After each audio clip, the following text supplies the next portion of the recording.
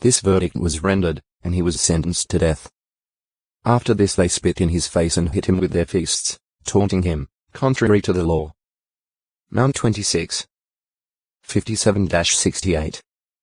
Lu 22. 66-71. Compared to 25. 1, 2 with Joe 7. 51 and Act 23. 3. After this illegal night trial the Sanhedrin met early in the morning to confirm their judgment and for a consultation. Mr. 15. 1. Jesus was now led, again bound, to the governor's palace, to Pilate, since they said, "It is not lawful for us to kill anyone." Joe 18.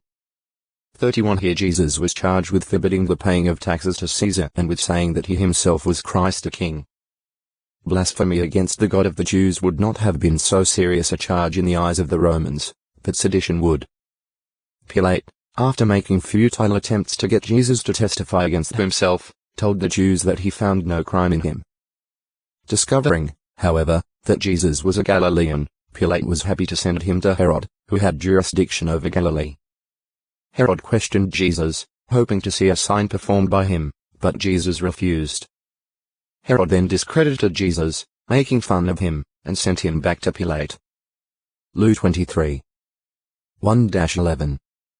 Pilate now tried to release Jesus in harmony with a custom of that time, but the Jews refused, calling for the release of a seditionist and murderer instead. Joe 18.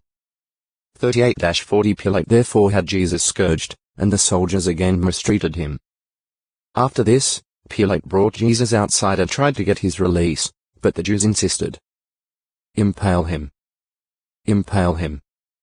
Finally he issued the order to have Jesus impaled. Mount 27. 15-26. Lu 23. 13-25. Joe 19. 1-16.